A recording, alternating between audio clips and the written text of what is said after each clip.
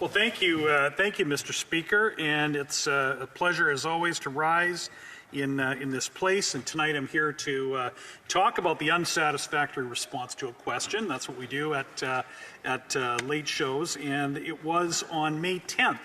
Actually, I'll back it up. It was on April 1st. This government raised rents for Canadian Armed Forces personnel that live on base. They raised the rents on base housing. So this is at a time of an affordability crisis for all Canadians and a housing crisis that exists all across Canada and a crisis of morale, recruitment and retention within the Canadian Armed Forces that has left the Canadian Armed Forces with 16,000 vacancies. And so the Defence Committee actually moved and reported back to the House unanimously to ask the government to reverse the rent increase. Well, the motion was to not proceed with the rent increase, but it was on May 10th that I asked the government if they would, given the unanimous report from the Defence Committee and the general crisis of recruitment, retention and morale in the Canadian Armed Forces and the crisis of housing across Canada that affects all Canadians, would they reverse the rent increase that this government placed on our Canadian Armed Forces personnel on base? Well, the response that I got from the government that evening, or that afternoon question period, was a non-answer. The parliamentary secretary did not answer the question at all. She went on kind of an arrogant rant about not having lessons from the other side on the Canadian Armed Forces. So she didn't answer the question. She just deflected and ignored it. But it's worth returning to this point that the Defence Committee itself, of which that parliamentary secretary is a member, unanimously voted to call on the government to not increase the rent on the Forces personnel. But you know, this parliamentary secretary can actually be heard at the meeting instructing her own side to just vote for the motion. It's not binding, you know, it just gets reported to the House. It doesn't really mean anything. So this is sort of the level of you know, kind of doublespeak that we see from members of the Liberal caucus.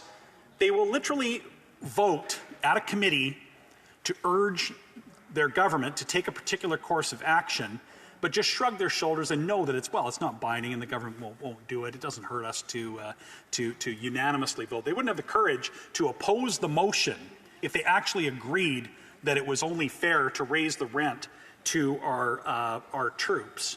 But instead, they went ahead with that. So there is a cost of living crisis in this country, and it affects the members of the Canadian Armed Forces. We're down 16,000 personnel. There are 10,000 more that are undertrained. These are the best of the best, Mr. Speaker. Our troops, I've met them. I've been on and seen them deployed, and they just want to serve. They are the best, and they are let down by this government constantly. And this base rent increase might seem like a trivial matter. It might seem small, but it's not, Mr. Speaker. And they could signal to the members that they support them by not increasing their rent. The Honourable Parliamentary Secretary to the Minister of National Defence. Thank you very much, Mr. Speaker. And certainly I want to thank the member opposite for his questions. And certainly it gives me a great pleasure to be able to speak on the opportunity that how we are supporting our Canadian Armed Forces member.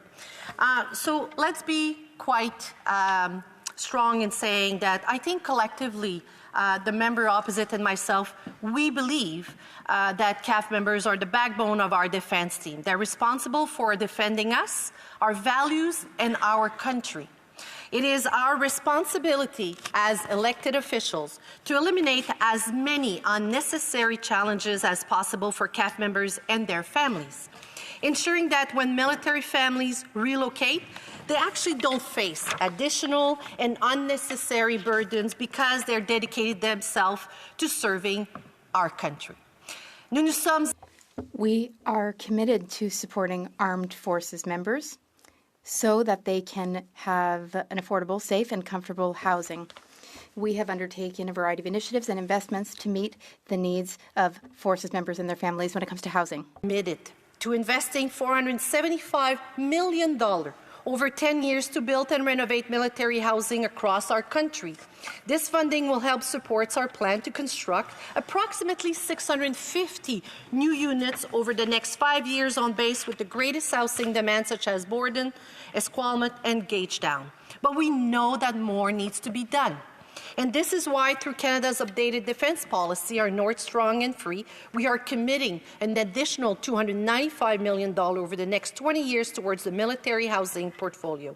And this funding gives us the resources to continue building and upgrading existing housing. It would also help us establish a Canadian Armed Force housing strategy to guide our housing efforts in the short and long term in order to help CAF members and their families. Un autre aspect très important. Another very important aspect, Mr. Speaker, is childcare. And when I visited our military bases, I heard a lot about that. Childcare is a priority for military families. In our updated defense policy, we invested $100 million to improve access to daycare and childcare services on bases at an affordable price. These investments will allow the Government of Canada to offer forces members and their families affordable, safe, comfortable housing today and for years to come. Mr. Speaker, the Government of Canada also implemented protection measures to guarantee that armed forces members pay fair and equitable rent prices everywhere in Canada, whether they live on the base or off base. For example, the Armed Forces Housing Agency studies and readjusts every year housing prices. To place a 25% cap based on gross household income for CAF members currently living in military housing.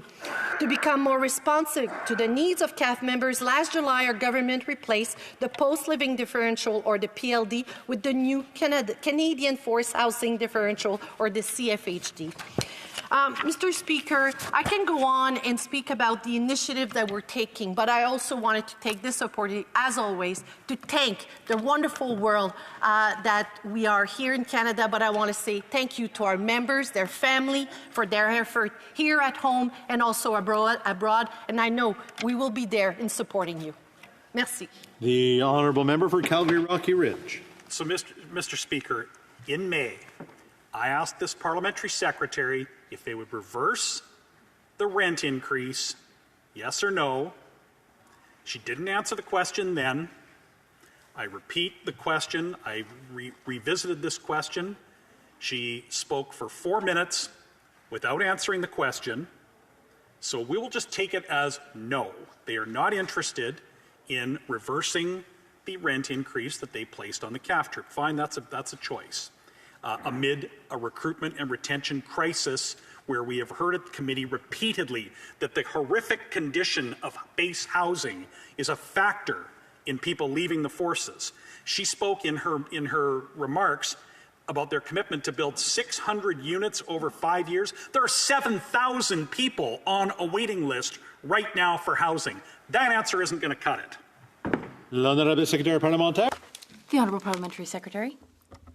And I want to say thank you to the member opposite for his questions. And certainly, you know, I smile because I'm trying to not be too political here, Mr. Speaker, on a late show, because it's about sending a clear message to our Canadian Armed Force that we have your back, we will continue to invest, we understand the challenges that we're facing, and we will deliver on our initiative in improving the housing condition on military base. Merci, Monsieur le Président. Thank you, Mr. Speaker.